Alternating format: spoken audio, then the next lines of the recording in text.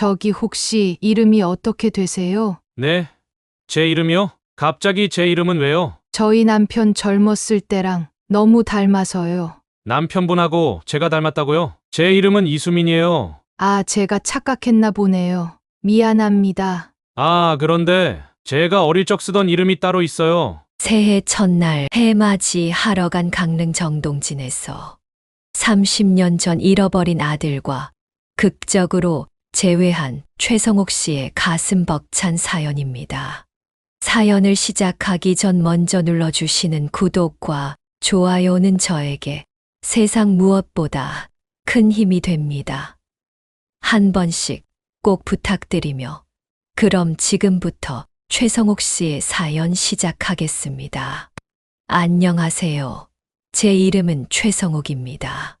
큰 슬픔에 빠져 있던 저에게 찾아온 기적과도 같은 일을 들려드리려고 합니다. 저는 남편과 함께 30년째 중국집을 운영하고 있었습니다. 가게는 낡고 허름하지만 우리 부부의 삶과 땀 그리고 추억이 오롯이 녹아 있었어요. 매일 아침 가게 문을 열고 나면 바쁜 하루가 시작됐지요. 저희 가게의 시그니처 메뉴는 바로 짬뽕이었습니다. 남편이 불 앞에 서서 만들어내는 짬뽕은 동네의 명물이었습니다. 얼큰하면서도 깊고 진한 국물 맛은 단골 손님들의 마음을 단번에 사로잡았습니다. 여기 짬뽕만 먹으면 다른 집 짬뽕은 밍밍해서 못 먹겠어요. 단골 손님들이 이렇게 말할 때마다 저는 뿌듯한 마음으로 고개를 끄덕였습니다. 감사합니다. 늘 한결같은 맛으로 보답하겠습니다. 그렇게 대답하며 주방을 힐끗 보면 남편은 바쁜 와중에도 손을 들어 제게 작은 미소를 보내곤 했습니다. 저에게 우리 가게는 손님들이 단순히 배를 채우는 공간이 아니라 작은 행복이 오가는 장소처럼 느껴졌어요. 정신없이 바쁜 하루가 지나가고 마지막 손님이 나가시면 남편은 문을 닫으며 늘 그날의 매출을 계산하며 물었습니다. 여보, 오늘도 손님들 반응 괜찮았죠? 저는 커피를 타서 남편의 손에 쥐어주며 대답했습니다. 그럼요. 오늘도 손님들이 정말 맛있다고 해주셨어요. 남편은 피곤한 얼굴로 미소를 지으며 고개를 끄덕였습니다. 우리 부부의 하루는 늘 바쁘고 피곤했지만 함께였기에 그 어떤 어려움도 이겨낼 수 있었습니다. 이런 평범한 일상은 마치 바닷가의 조용한 파도처럼 고요하고 안정적이었습니다. 그러나 지금 돌이켜보면 그 평범함이 얼마나 소중했는지 절실히 깨닫게 됩니다. 그 당시에는 미처 몰랐어요. 그때가 제게 얼마나 소중한 시간들이었지 말이에요. 골목길에 흩날리는 눈송이가 천천히 쌓이고 있던 재작년 크리스마스 날이었습니다. 가게 안에는 조용히 캐럴 소리가 퍼지고 있었고 벽에는 작은 크리스마스 트리를 걸어놨었죠. 형형색색의 전구가 반짝이며 밝고 따뜻한 분위기를 더하고 있었습니다. 점심 장사가 한창일 무렵 전화벨이 울렸습니다. 저는 손에 묻은 물기를 재빨리 닦고 수화기를 들었어요. 네, 중국집입니다. 말씀하세요. 수화기 너머로 들려오는 목소리는 작게 떨리고 있었습니다. 할머니, 짬뽕 하나만 배달해 주실 수 있을까요? 아쉽지만 저희 부부가 나이가 든 이후로는 홀 손님만 받을 뿐 배달을 하고 있지 않았습니다. 미안하지만 우리 가게는 배달을 안 해요. 직접 가게에 와서 먹어보세요. 정중히 대답하긴 했지만 저도 모르게 말투에 미안함이 묻어났습니다. 꼬마 아이의 목소리가 다시 들려왔습니다. 한참 망설이고 어렵게 말을 꺼내는 듯한 목소리였습니다. 제가 지금 열이 많이 나서요. 동생 데리고 같이 먹으러 가려고 했는데 오늘은 도저히 집에서 나갈 수가 없어요. 오늘은 꼭 계산을 할게요. 저는 가슴이 쿵 내려앉는 기분이었습니다. 전화기 속 떨리는 목소리의 주인공이 누군지 깨달았기 때문입니다. 그 순간 문득 전화를 건 꼬마 아이가 동생을 데리고 저희 가게를 처음 찾아왔던 날이 떠올랐습니다. 손에는 결식 아동 급식 카드를 꼭 쥐고 있었고 추운 바람에 얼어붙은 듯 볼과 손은 빨갛게 달아올라 있었습니다. 몸에 걸치고 있는 얇고 낡은 외투는 아이들의 가난을 고스란히 드러내는 것만 같았어요. 형이 먼저 말을 꺼냈습니다. 할머니 짬뽕 하나만 주세요. 그 짧은 한마디 뒤에는 동생과 눈을 마주치며 미소를 나누는 모습이 이어졌습니다. 돈을 아끼고 싶었는지 짬뽕을 한 그릇만 시켜서 나눠 먹더군요. 그리고 짬뽕에 들어있는 건더기마저도 형은 동생에게 양보를 했습니다. 뜨거운 국물을 떠먹으며 동생이 흘리는 작고 행복한 웃음소리와 형의 듬직한 눈빛이 제 가슴을 먹먹하게 만들었어요. 결식 아동 급식 카드로 계산을 하고 나가는 아이들의 뒷모습을 바라보며 저는 괜스레 마음속으로 중얼거렸습니다. 저 작은 어깨들에 얼마나 무거운 짐이 얹혀 있을까? 그때부터 저는 결심했습니다. 이 아이들이 우리 가게를 찾는 날이면 짜장면 한 그릇을 추가로 내어주고 음식값도 받지 않겠다고요. 저희 이거 진짜 그냥 먹어도 돼요? 하고 저에게 조심스럽게 물었을 때 제가 고개를 끄덕이자 살며시 터뜨리던 작은 웃음소리가 귀에 생생했습니다. 그런 꼬마 아이들의 부탁을 모른 척 할 수 없었습니다. 아이들이 굶고 있다는 생각이 강하게 들었습니다. 저는 결단을 내렸습니다. 그래, 오늘은 크리스마스잖아. 원래는 안 되지만 오늘은 특별히 배달해 줄게. 정말요? 너무 감사합니다. 전화기 너머에서 들리는 목소리가 조금 더 밝아졌습니다. 그 순간 마음 한구석에서 따뜻함이 피어올랐습니다. 남편에게 이 이야기를 전하니 남편은 고개를 갸웃거리며 물었습니다. 결식 카드 들고 짬뽕 한 그릇 나눠 먹던 그 꼬마들 말하는 거야? 응, 그 아이들이 맞는 것 같아. 형이 전화했더라고. 남편은 이야기를 들으며 한숨을 내쉬고는 걱정스런 표정을 지어 보였습니다. 얼마나 망설이다 전화를 했을까? 하루 종일 굶고 있었을 게 뻔한데. 남편은 옆 가게 치킨집에서 오토바이를 빌려 타고 짬뽕 한 그릇과 짜장면 한 그릇, 그리고 아이들에게 줄 작은 크리스마스 선물이라도 마련하고 싶었던 건지 탕수육까지 함께 포장했습니다. 아이들 괜찮은지 살펴보고 돌아올게. 돌아올 때까지 손님들은 더 받지 마. 남편은 평소처럼 환한 미소를 지으며 문을 나섰습니다. 그 순간만큼은 제 마음도 한결 가벼워졌습니다. 이 작은 선행이 아이들에게 따뜻한 크리스마스를 선물해 줄 수 있겠지. 그렇게 믿으며 저는 흐뭇한 미소를 짓고 있었습니다. 그런데 왜인지 남편이 떠난 지 1시간이 지났는데도 돌아오지 않았습니다.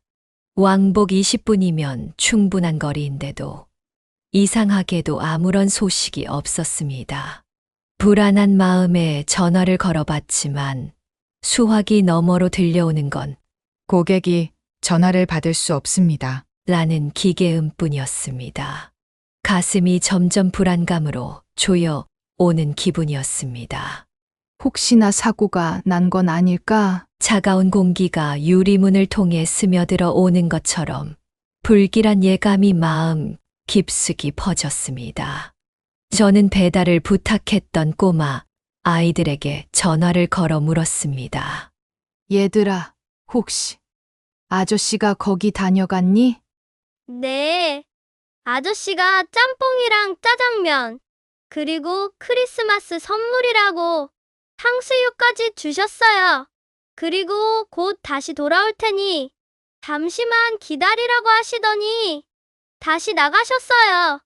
그 말에 머리가 하얘졌습니다.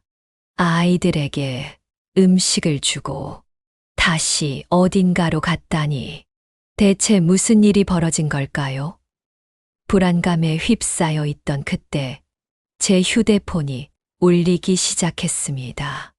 여보세요? 혹시 최성옥 씨 되십니까? 여기 119입니다. 다름이 아니라 남편분께서 교통사고를 당하셔서 병원으로 이송되셨습니다. 그 말이 끝나자마자 제 손에서 수화기가 미끄러져 떨어졌습니다.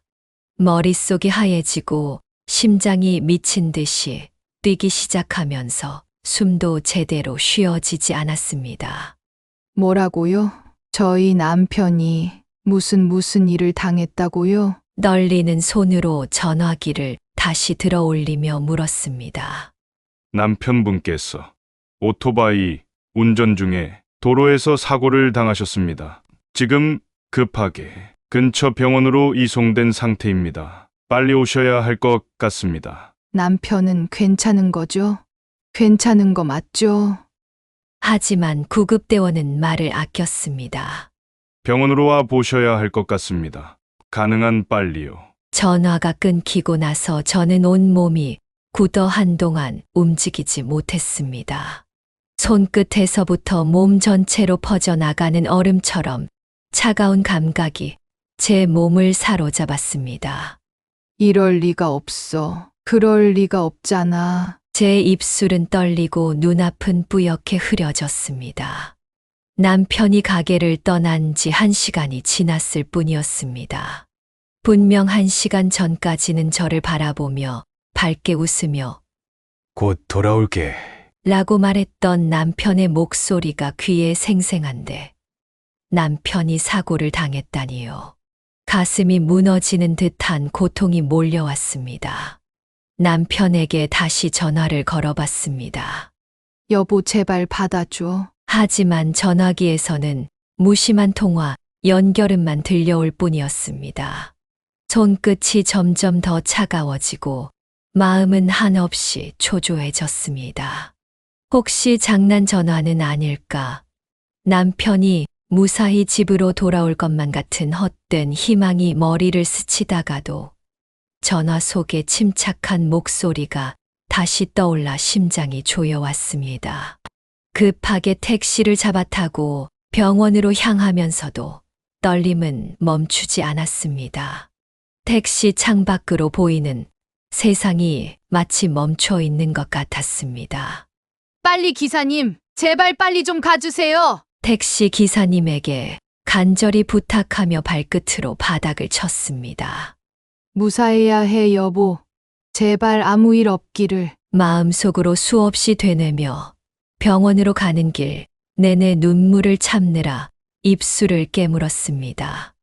혹시 사고가 크지 않을지도 모른다는 희망과 이미 늦었을지도 모른다는 공포가 끊임없이 교차하며 제 머릿속을 혼란스럽게 만들었습니다. 병원에 도착하자마자 정신없이 뛰어들어갔습니다. 연락받고 왔는데요. 저희 남편 어딨어요? 떨리는 목소리로 물으니 간호사는 잠시 눈빛을 피하며 무겁게 대답했습니다. 응급실로 모셨어요. 하지만 그 하지만이라는 말에 숨이 막히는 듯한 고통이 밀려왔습니다. 심장이 제자리에서 멈춘 것 같았고 다리가 휘청거려 한 발자국도 움직일 수 없었습니다. 남편은 응급실 침대 위에 누워 있었고 온몸에 차가운 기운이 감돌았습니다. 여보, 제발 뭐라고 말이라도 좀 해봐요. 가슴 속 깊은 곳에서부터 절망이 터져 나왔습니다. 병원엔 제 울음소리가 가득 퍼지고 있었고 다시는 돌아오지 않을 남편의 손을 저는 그저 잡고만 있었습니다. 경찰이 남편의 교통사고를 조사하기 시작했고, 저는 어떤 증거라도 발견하고 싶어 사고 현장 사진을 보여달라 부탁했습니다. 여기 사고 당시 현장 사진입니다. 혹시 충격을 받으실까봐 남편분은 모자이크 처리했습니다. 사진 속 장면을 보는 순간 제 심장이 철렁 내려앉았습니다. 남편이 타고 있던 오토바이 옆에 색색의 장난감 블록과 장난감 로봇들이 땅바닥에 흩어져 있었습니다. 이게 뭔가요? 떨리는 목소리로 묻자 경찰관은 차분한 목소리로 대답했습니다. 사고 당시 피해자분께서 가지고 계셨던 물건들입니다. 근처 가게에서 구입한 것으로 보입니다. 순간 제 눈앞에 남편의 모습이 그려졌습니다. 밥까지 굶고 있던 꼬마 아이들의 크리스마스를 조금이라도 따뜻하게 만들어주고 싶어 장난감 선물을 샀던 것이 분명했습니다. 선물을 받고 기뻐할 아이들의 모습을 상상하며 미소를 지었을 남편의 얼굴이 떠올랐습니다. 도대체 왜 이렇게 따뜻한 마음을 가진 사람을 데려가야만 했을까요? 끝없이 하늘을 바라보며 물었지만 그 어떤 대답도 들을 수 없었습니다. 매일 눈을 뜨면 남편의 빈자리가 더욱 선명해졌습니다. 매일 아침 함께했던 가게 준비도 저녁의 따뜻한 대화도 모두 사라진 채 집안은 차갑고 공허하기만 했습니다. 거실 벽 한쪽에 걸린 남편의 사진은 저를 더욱 외롭게 만들었습니다. 사진 속의 남편은 여전히 환하게 웃고 있었지만 그 웃음은 이제 더 이상 제게 다가오지 않는 영원한 과거였습니다. 눈길이 닿을 때마다 그리움과 슬픔이 몰려와 가슴을 찔렀습니다. 마치 여보, 나 없어도 힘내야 돼. 라고 말하는 것 같으면서도 왜 나를 두고 갔느냐? 하는 원망스러운 마음도 들었습니다. 벌써 몇 주째 저는 집 밖으로 한 발짝도 나가지 않은 채 시간을 흘려보내고 있었습니다. 아침이 되어도 일어날 힘이 나지 않았고 창문 밖으로 비치는 햇살은 그저 머리 위로 스쳐갈 뿐이었습니다. 그러던 중 문득 그 아이들이 떠올랐습니다. 남편이 사고를 당한 날 마지막으로 배달했던 음식들, 그리고 장난감 로봇들이 머릿속에 아른거렸습니다. 그 아이들은 지금 어떻게 지내고 있을까? 우리 가게 문을 닫은 이후로 밥은 제대로 먹고 있는 걸까? 생각할수록 걱정이 되기 시작했습니다. 그 아이들을 내가 모른 척 한다면 하늘에 있는 당신이 실망할 것 같아요. 이런 생각이 마음 한구석을 짓눌렀습니다. 남편의 따뜻한 마음을 이어받아야 한다는 책임감이 조금씩 커지기 시작했습니다. 저는 마침내 몇 주 만에 집 밖으로 나와 아이들을 찾아가 보기로 결심했습니다. 아이들의 집에 도착하니 아이들이 저를 보고 눈이 휘둥그레지더군요.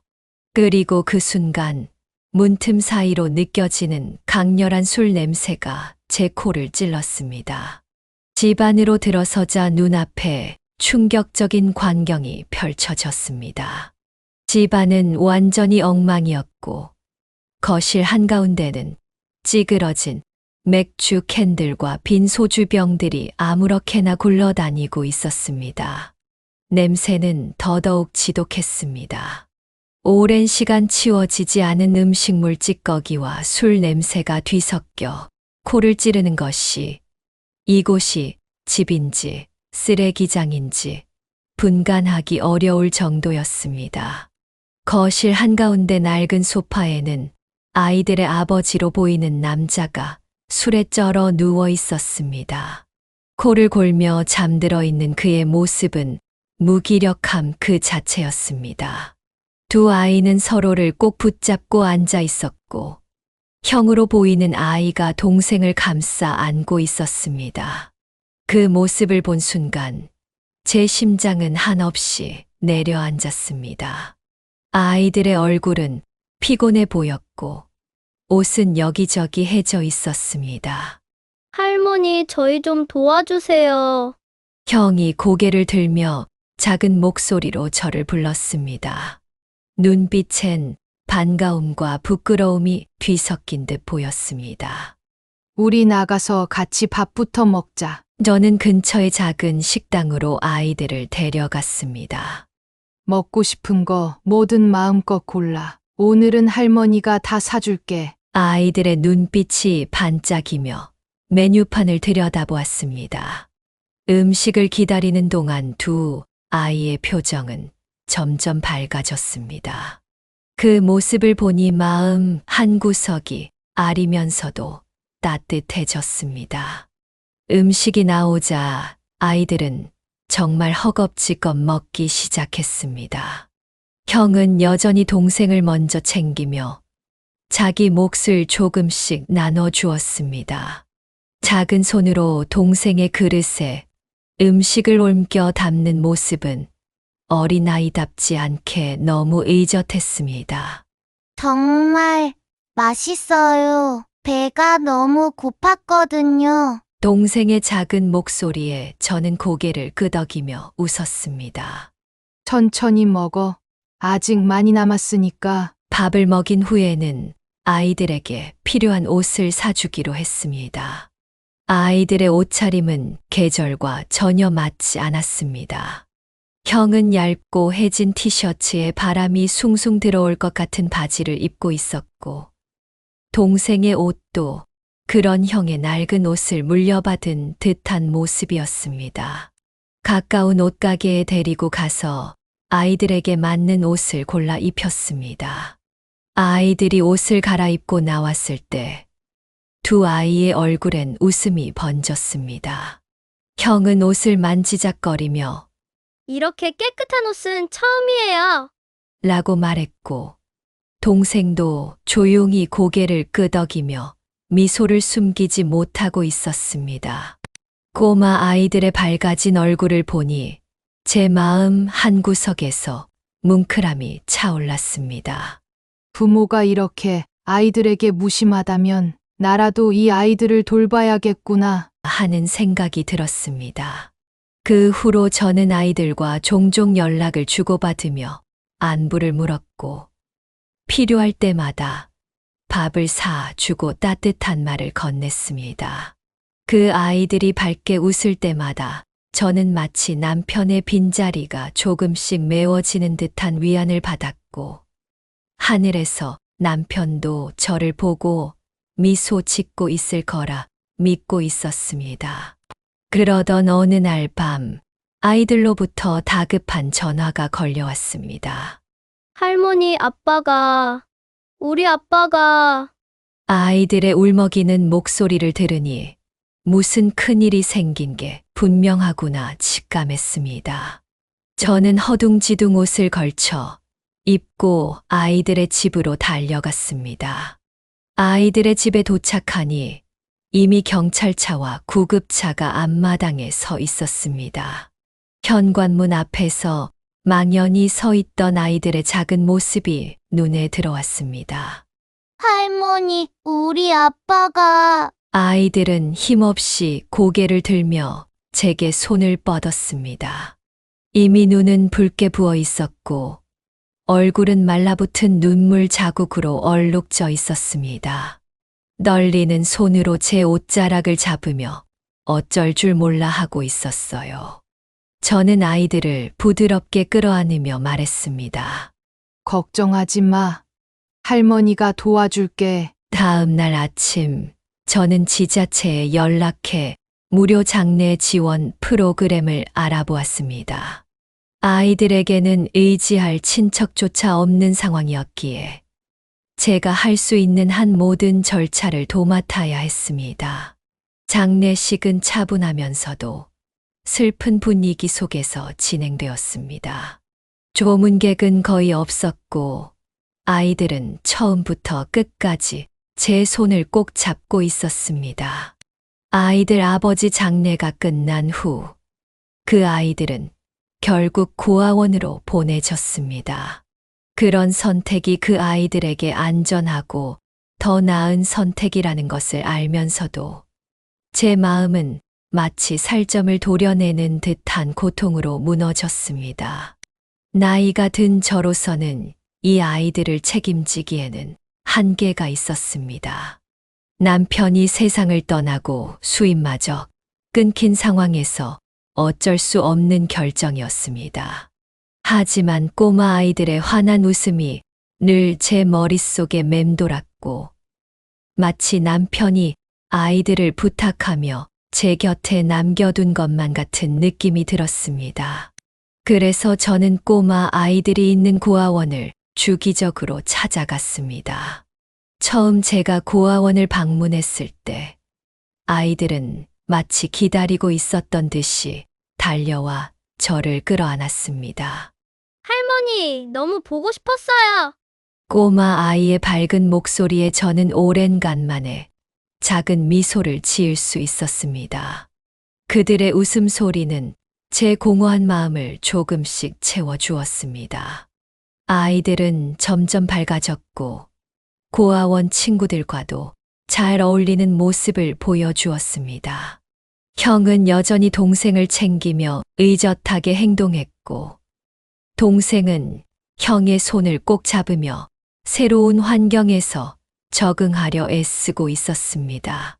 그들을 보며 저는 오랜만에 작은 위안을 느낄 수 있었고, 그리고 하늘에서 남편이 이 모습을 지켜보며 미소 짓고 있을 거라 믿고 있었습니다. 다음 해 크리스마스 날 고아원을 방문한 제게 꼬마 아이들이 수줍게 말을 꺼냈습니다. 할머니, 저희도 해맞이를 보러 가고 싶어요. 꼬마 아이들의 맑은 눈빛에는 간절함이 담겨 있었지만 저는 한참 동안 망설였습니다.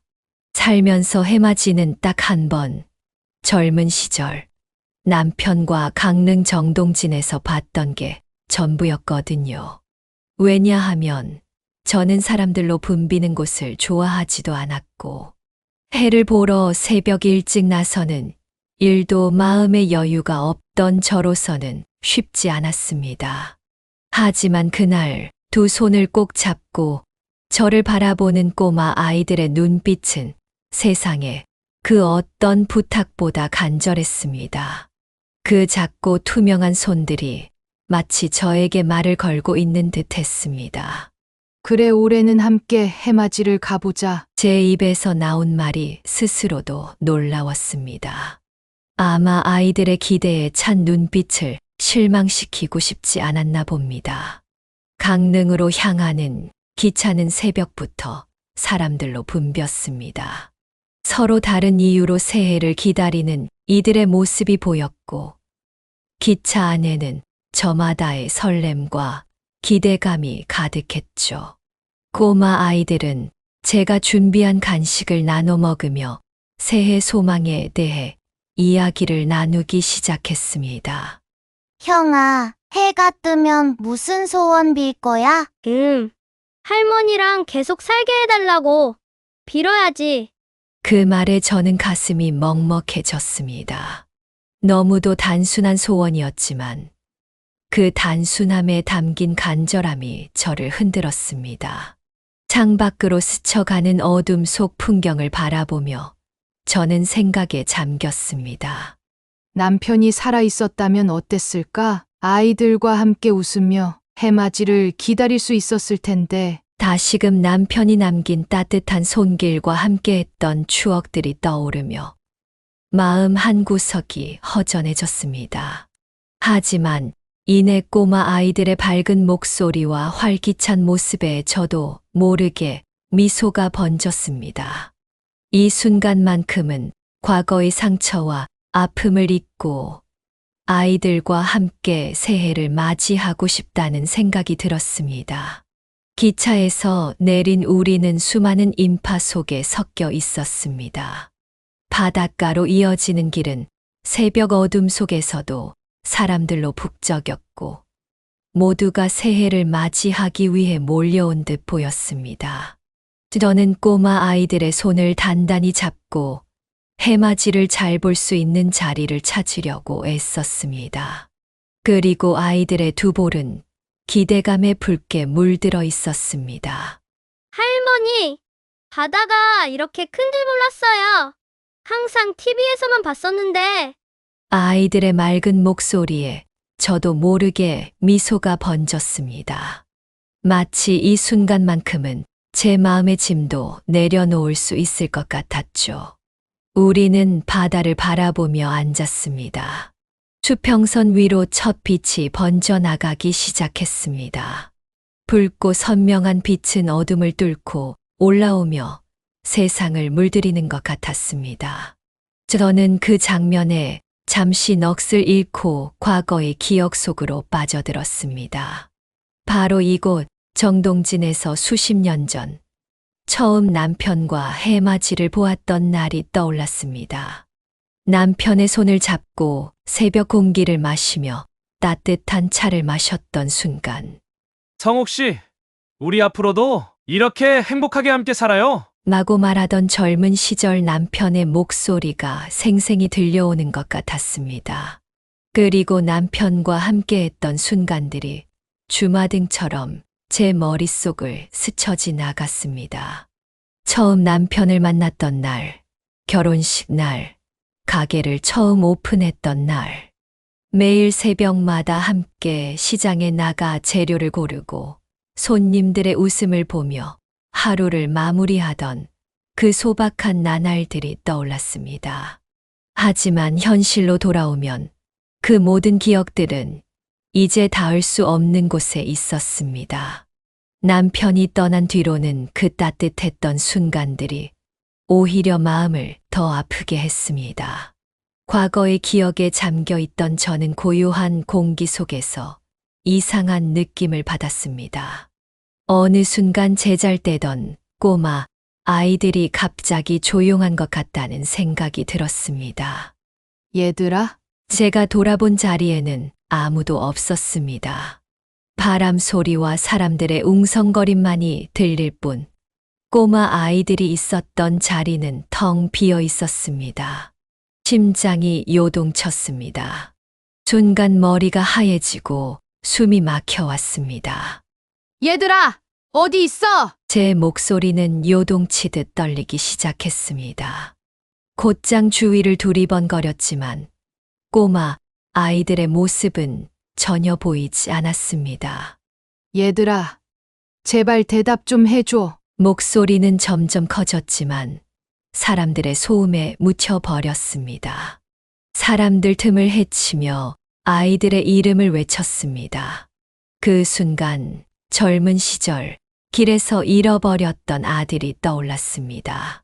아들을 찾아다니며 불렀던 그날의 기억이 악몽처럼 되살아났습니다. 그때도 저는 아들의 이름을 목이 쉬도록 부르며 사방을 뛰어다녔습니다. 하지만 이번에도 제 부주의로 어린아이를 또 잃게 될까봐 두려웠습니다. 숨이 차오르고 가슴은 터질 듯 했으며 손은 떨려왔습니다.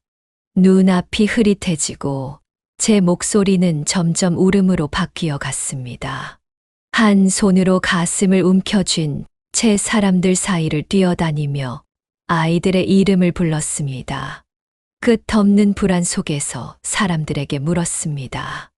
혹시 이만한 아이들 보셨나요? 형제인데요. 손잡고 있었던. 하지만 돌아오는 대답은 늘 같았습니다. 아니요, 못 봤는데요. 제 손끝은 얼어붙은 것처럼 감각이 사라졌고 머리는 점점 더 어지러워졌습니다. 그렇게 30분가량을 헤매던 끝에 결국 저는 그 자리에 주저앉고 말았습니다. 차가운 모래가 제 무릎을 적셨지만 그런 것은 아무런 상관도 없었습니다. 한 손으로 가슴을 움켜쥔 채 저는 하염없이 울었습니다. 왜 또 내 잘못으로 이런 일이 생기는 거야? 왜 또 내가? 머릿속엔 젊은 시절 잃어버린 아들의 모습과 오늘의 아이들의 모습이 겹쳐졌습니다.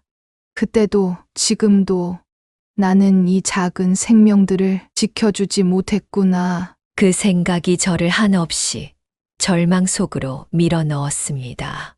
그때 전화벨이 울렸습니다. 심장이 요동치는 가운데 떨리는 손으로 핸드폰을 들었습니다. 화면 속 번호는 낯설었지만 그 순간 무엇이든 기대하고 싶었습니다. 여보세요? 혹시 아이들을 찾고 계신가요? 제가 그 아이들을 발견했습니다. 낯선 남성의 목소리가 귓가에 울렸습니다. 가슴 속에서 밀려오는 안도의 물결이 눈앞을 뿌옇게 만들었고, 저는 간신히 떨리는 목소리로 물었습니다. 지금 아이들은 괜찮나요? 어디에 있나요? 남자는 차분한 목소리로 답했습니다. 지금까지 많이 울었는데 지금은 괜찮아요. 아이들이 너무 놀라서 할머니 번호가 기억이 안 난다고 하더라고요. 그래서 아이들이 조금 진정될 때까지 과자를 사주고 달래고 있었습니다. 걱정 마세요. 제가 바로 데리고 갈게요. 약속한 장소에서 그 남자를 만났을 때 저는 순간 얼어붙고 말았습니다. 숨이 멎는 듯 했습니다. 그 남자는 남편의 40대 때의 모습과 너무나도 닮아 있었습니다. 그 각진 턱선, 곱슬곱슬한 머리, 부드럽고 처진 눈빛까지. 시간이 멈춘 듯 주변 소음이 사라지고 오직 그 남자만이 제 시야를 채웠습니다. 혹시 죄송하지만 성함이 어떻게 되세요? 제 목소리는 떨리고 있었습니다. 그 남자는 잠시 머뭇거리며 대답했습니다. 이수민입니다. 그 한마디에 머릿속에서 모든 기대가 와르르 무너져 내렸습니다. 제 착각이었을까요? 순간의 환영에 속아버린 걸까요? 40대 때의 남편과 너무나도 닮은 모습에 혹시나 잃어버린 제 아들이 아니었을까 기대했던 희미한 희망이 찬물을 맞은 듯 사라졌습니다. 저의 실망감이 얼굴에 고스란히 드러났는지 그 남자는 잠시 고개를 갸우뚱하며 저를 바라보다 다시 조용히 말을 꺼냈습니다. 어릴 적 이름은 구호성이에요. 순간 다리가 풀려 그 자리에 주저앉을 뻔했습니다. 그 이름을 들은 순간 30년 넘게 묻어두었던 슬픔이 한꺼번에 터져 나왔습니다. 저는 그 남자를 믿을 수 없다는 듯 바라보며 간신히 말을 이었습니다. 정말 어릴 적 이름이 구호성 맞아요? 우리 아들 구호성? 저는 떨리는 손으로 그 남자의 얼굴을 만졌습니다. 그 남자의 눈동자 속에 비친 저 자신을 보니 모든 의심이 사라졌습니다. 그 남자는 고개를 천천히 끄덕이며 말했습니다. 제가 어릴 적 양부모님께 입양되면서 이름이 바뀌었어요. 하지만 본래 이름은 구호성이에요. 지금도 똑똑히 기억합니다. 그 순간 죄인처럼 살아왔던 지난 30년 동안 제 마음에 쌓여있던 상처와 슬픔이 벽돌처럼 무너져 내렸습니다. 길에서 아들을 잃고 느꼈던 공허함, 매일 새벽마다 울던 날들이 한꺼번에 떠오르며 눈물이 본물처럼 쏟아졌습니다. 어머니, 저희 친어머니 맞으시죠? 그동안 너무 보고 싶었어요. 30년이 넘는 긴 시간 동안 저는 매일같이 자신을 책망하며 살아왔습니다. 그런 제가 지금 30년 만에 잃어버린 아들을 다시 품에 안고 있었습니다. 믿기지 않는 감정이 차올랐습니다. 아들이 제 품에 안겼을 때 저는 떨리는 손으로 아들의 등을 조심스레 어루만졌습니다. 손끝으로 느껴지는 아들의 온기는 너무나도 생생했어요. 엄마가 우리 아들 이름 한번 불러보자. 호성아, 우리 호성아. 지난 30년 동안 한 번도 부르지 못했던 그 이름이 제 입술에서 흘러나왔습니다. 제 품에서 살아 숨쉬는 아들의 존재가 지난 모든 상처와 슬픔을 치유해주는 듯 했습니다. 미안하다. 정말 미안해. 그동안 얼마나 힘들었니? 얼마나. 아들 호성이도 제 어깨에 얼굴을 묻고 떨리는 목소리로 말했습니다. 어머니도 많이 힘드셨죠. 저도 매일 꿈속에서 어머니를 찾았어요. 양부모님께는 감사하지만 제 마음 속에는 늘 빈자리가 있었어요. 이제야 그 빈자리를 채울 수 있을 것 같아요. 아들 호성이의 말에 제 눈물은 멈출 줄을 몰랐습니다. 그날 바닷바람은 너무나도 차가웠지만 제 품에 안긴 아들의 온기로 모든 추위가 사라졌습니다. 저는 아들 호성이를 다시 품에 안으며 다짐했습니다. 이제는 절대로 놓치지 않겠다고. 어떤 일이 있어도 이 온기를 끝까지 지켜내겠다고. 정말 기적과도 같은 믿을 수 없는 일이었습니다. 정동진 해변에서 잃어버린 아들과 재회한 그날이 저는 지금도 꿈같이 느껴집니다. 그날 이후로 저는 아들 호성이와 매일 연락을 주고받았습니다. 처음에는 조심스러웠지만 시간이 지날수록 대화의 내용은 길어지고 깊어졌습니다. 호성이는 자신의 어린 시절을 기억하며 이야기를 꺼냈고 저도 그동안 쌓아온 삶의 단편들을 아들에게 들려주었습니다. 호성이는 양부모님 밑에서 자라났다고 했습니다. 그들에게서 큰 사랑을 받으며 성장했지만 마음 한구석에는 늘 채워지지 않는 공허함이 있었다고 합니다. 엄마, 저는 늘 제가 어디서 왔는지 궁금했어요. 어릴 적 기억에 남은 작은 단서들을 붙잡고 스스로 상상의 조각들을 이어붙이며 자랐어요. 아들이 들려준 이야기를 듣는 동안 저는 아들의 힘들었을 어린 시절을 상상하며 눈시울이 붉어졌습니다. 너무나도 다행히 양부모님께서 정성껏 키워주셨지만 생모와의 단절은 아들에게 너무나도 큰 아픔이었음을 알게 되었습니다. 그리고 한 가지 놀라운 것은 우리 아들 호성이도 요리에 흥미를 느껴 요리사가 되었다는 사실이었습니다. 엄마, 아버지 이야기를 들으니 제가 왜 요리를 좋아했는지 알겠어요. 아버지 피를 물려받았나 봐요. 호성이는 현재 작은 순두부 가게를 운영하고 있었습니다. 따뜻한 국물과 신선한 재료로 만든 음식은 사람들에게 큰 사랑을 받고 있었죠. 저는 아들에게 남편의 짬뽕 비법을 전수하기로 했습니다. 남편이 평생을 바쳐 개발한 그 레시피를 아들이 이어간다면 남편도 하늘에서 기뻐할 것 같았습니다. 짬뽕 국물을 맛본 순간 호성이는 놀라움을 감추지 못했습니다. 엄마, 이 국물은 마치 아버지의 인생을 담고 있는 것 같아요. 한 숟가락에 아버지의 정성과 마음이 느껴져요. 그 말에 저는 남편이 떠올라 눈물이 핑 돌았습니다. 호성이는 제가 전수해준 짬뽕 레시피와 자신의 순두부 요리를 결합해 새로운 메뉴를 개발했습니다. 이름하여 짬뽕 순두부. 얼큰하면서도 부드러운 맛이 조화를 이뤘고 아들의 가게는 점점 유명해졌습니다. 엄마, 아버지 요리법을 제가 이어갈게요. 남편도 분명 하늘에서 아들의 말을 듣고 미소를 짓고 있을 것만 같았습니다. 한편 아들 호성이와 며느리는 결혼한 지 몇 년이 지났지만 안타깝게도 아직 자식을 갖지 못했습니다.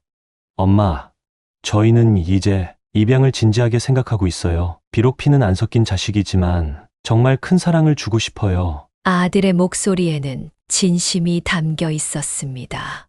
그러곤 잠시 말을 고르더니 이어서 말했습니다. 제가 이렇게 엄마를 다시 만나게 된 건 정말 기적이라고 생각해요. 그런데 이 기적을 만들어준 건 어쩌면 그때 그 꼬마 아이들이 아니었을까요? 아들의 눈빛이 반짝이고 있었습니다. 그 아이들이 만약 길을 잃지 않았다면 제가 그 꼬마 아이들을 발견하지 못했다면 엄마와 제가 이렇게 만날 수 없었을지도 몰라요. 어쩌면 그 아이들은 우리 아버지가 하늘에서 보내주신 선물 같다는 생각이 들어요. 아들은 잠시 침묵하다가 결심한 듯 다시 입을 열었습니다. 그 아이들이 고아원에 있다고 하셨죠. 제가 그 아이들을 입양하고 싶어요. 그 말에 저는 잠시 숨이 막혔습니다. 놀라움과 감동이 한꺼번에 몰려왔습니다.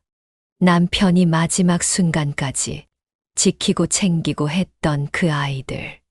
그리고 그 아이들이 이젠 우리 가족의 일부가 될지도 모른다는 가능성에 저는 뭐라 말해야 할지 몰랐습니다. 아들의 진심이 담긴 목소리에 저는 고개를 끄덕이며 대답했습니다. 호성아, 너희 부부가 정말 그렇게 생각한다면 엄마도 기쁘게 도울게. 너희 아버지도 분명 하늘에서 응원하고 계실 거야. 아들과 며느리는 입양을 결정하기 전 매주 주말마다 서울로 올라와 고아원에서 그 아이들과 시간을 보냈습니다. 처음에는 낯설어 하던 아이들도 시간이 지날수록 아들 호성이에게 마음을 열었어요. 아들과 며느리는 꼬마 아이들과 함께 그림을 그리고 공놀이를 하고 맛있는 간식을 나눠 먹으며 그들의 일상에 자연스럽게 스며들었습니다. 아이들의 순수한 웃음소리와 반짝이는 눈빛은 아들과 며느리의 마음을 더 단단히 잡아 끌었습니다. 삼촌, 다음 주에도 또 오실 거죠? 아들은 웃으며 대답했습니다. 다음 주에도 오고 그 다음 주에도 오고 매주 찾아올게. 그 모습을 보며 저는 멀리서 그들을 지켜봤습니다. 정말 좋은 부모가 될 준비가 되어 있었고, 꼬마 아이들도 이미 아들네 부부를 가족처럼 받아들이고 있는 것 같았습니다. 며느리는 아이들에게 책을 읽어주며 눈물을 글썽이기도 했습니다. 그렇게 몇 주가 지나고 아들과 며느리는 드디어 입양을 결심했습니다. 저희는 이제 준비가 된 것 같아요. 이 아이들에게 좋은 부모가 되고 좋은 가정을 만들게요. 남편이 마지막 선행을 베풀었던 그 꼬마 형제들이 이제 제 손자가 되었습니다. 우리 손주 자민이와 자욱이의 웃음소리는 아들네 부부의 집안을 따뜻하게 채웠고, 가족의 사랑 속에서 점점 더 밝고 건강하게 자랐습니다. 자민이와 자욱이는 저를 볼 때면 늘 저를 꼭 끌어안고 할머니, 사랑해요. 라고 말합니다. 그리고 그 한마디는 제게 세상을 모두 얻은 것 같은 기쁨을 안겨주고 있습니다. 2025년 1월 1일, 올해의 첫날, 저는 다시 새해를 맞이하기 위해 정동진에 섰습니다. 이곳 정동진은 이제 저희 과거와 현재를 연결하는 특별한 장소가 되었습니다. 제 옆에는 저희 새로운 가족이 서 있습니다. 30년 만에 만난 아들 호석, 사랑스런 며느리, 그리고 제 손자가 된 자민이와 자욱이까지, 그리고 저 대신 사랑으로 아들 호성이를 키워주신 호성이의 양부모님들까지. 우리는 서로의 손을 맞잡고 수평선 위로 떠오를 해를 기다렸습니다. 아들 호성이는 제 옆에서 손주들의 옷깃을 여미며 추위를 막아주고 있습니다. 할머니, 여기는 항상 너무 추워요. 손주 자민이가 제 품에 안기며 투정을 부리자 저는 미소를 지으며 그의 볼을 쓰다듬었습니다. 그래도 조금만 참아봐. 추위를 조금만 견디고 나면 따뜻한 새해가 우릴 반겨줄 거야. 아들 호성이는 고개를 돌려 제게 물었습니다. 엄마, 새해 소원으로 어떤 걸 비셨어요? 저는 잠시 생각에 잠겼습니다. 글쎄, 우리 가족이 항상 이렇게 행복했으면 좋겠다는 거? 내 아버지도 하늘에서 우리를 보고 웃고 있을 거야. 그때 바다 위로 붉은 해가 천천히 떠오르기 시작했습니다. 새벽의 어둠을 뚫고 나온 빛이 바다를 물들일 때 저는 눈을 감고 하늘에 있는 남편에게 마음속으로 한 통의 편지를 보냈습니다. 여보, 그곳에선 잘 지내고 있나요? 사실 아직도 믿기지 않아요. 당신이 없다는 사실도, 그리고 이 모든 일이 기적처럼 펼쳐졌다는 사실도요. 당신이 떠난 뒤로 얼마나 많이 울었는지 몰라요. 거실에 걸린 당신 사진을 볼 때마다 너무 그리워서, 너무 외로워서 잠을 이루지 못했던 날들이 얼마나 많았는지 아세요? 당신은 떠나는 그 순간까지도 누군가를 도우려 했었죠. 추운 크리스마스 날, 이젠 우리 손주가 된 그 작은 아이들에게 따뜻한 한 끼와 크리스마스 선물을 주고 싶어서 오토바이를 몰고 나섰던 당신의 마지막 순간이 그러했기에 저는 당신을 원망할 수 없었어요. 하지만 마음 한편으로는 너무 미안했어요. 당신을 말렸어야 했나? 원래대로 배달이 안 된다고 말했어야 했나? 그런 후회들이 끝없이 저를 괴롭혔거든요. 당신이 떠난 뒤에야 깨달았어요. 당신은 언제나 따뜻한 사람이었다는 걸요. 그래서인지 제가 우리 손주가 된 꼬마 아이들을 외면할 수 없었던 것도 당신 때문이었어요. 그리고 당신이 하늘에서 보고 있을 거라는 생각에 꼬마 아이들을 더 열심히 챙겼어요. 당신이 떠난 뒤에도 당신은 제게 여전히 많은 걸 가르쳐주고 있었던 거죠. 그러다 어느 날 해맞이를 보러 가서 잃어버렸던 우리 아들 호성이를 30년 만에 다시 만나게 되었어요. 여보, 이게 믿기나요? 우리 호성이가 제 앞에 다시 나타났어요. 그것도 당신이 마지막으로 지켜주려 했던 그 아이들을 통해요. 마치 당신이 하늘에서 모든 걸 계획한 것처럼요. 호성이의 얼굴을 본 순간 저는 심장이 터질 것만 같았어요. 제가 잘못 본 건 아닐까? 혹시 꿈은 아닐까? 아들의 얼굴을 어루만지며 떨리는 목소리로 물었죠. 우리 호성이 맞니? 라고요. 호성이가 고개를 끄덕이던 순간 저는 지난 30년 동안 쌓였던 모든 슬픔이 사라지는 걸 느꼈어요. 당신이 연결해준 이 기적 같은 순간들, 저는 평생 잊을 수 없을 거예요. 우리 호성이는 정말 당신을 닮았어요. 따뜻한 마음, 책임감, 그리고 웃을 때 눈가에 맺히는 주름까지요. 그리고 당신을 닮았는지 요리사로 지내고 있었어요. 정말 신기하지 않아요? 그리고 여보, 호성이가 저를 놀라게 한 건 그뿐만이 아니에요. 호성이와 며느리가 당신이 마지막으로 손 내밀었던 그 꼬마 아이들을 입양했어요. 오늘 이렇게 정동진에서 해맞이를 보며 당신과 함께했던 그날을 떠올려요. 당신은 제 손을 꼭 잡고 우리 이렇게 함께 늙어가자 라고 말했었죠. 비록 지금 당신의 손은 제 곁에 없지만 저는 그 약속을 아직도 간직하고 있어요. 당신과 제가 함께 나눈 추억들, 그리고 오늘 이 순간까지 이어진 이 기적 같은 이야기들, 모두가 당신 덕분이에요. 여보, 너무 보고 싶어요. 그리고 너무 고마워요. 하늘에서도 늘 우리를 지켜봐 주세요. 이제 당신이 만들어준 새로운 가족과 함께 나는 다시 살아갈 힘을 얻었어요. 하지만 여전히 당신이 그리울 거예요. 여보, 하늘에서도 늘 행복하세요. 지금까지 최성옥 씨의 사연을 끝까지 함께 해주셔서 감사합니다. 구독과 좋아요 아직 안 누르신 분들이 있으시다면 꼭 좀 부탁드리며 새해의 첫 태양이 어둠을 걷어내듯 우리의 삶에도 따뜻한 빛이 찾아오길 바랍니다. 최성옥 씨가 오랜 상처와 슬픔을 치유하고 다시 가족의 품에서 웃음을 되찾았듯이 여러분의 새해에도 따뜻한 사랑과 희망이 가득하시길 진심으로 기원하며 오늘의 사연은 여기서 마치겠습니다. 새해 복 많이 받으세요. 감사합니다.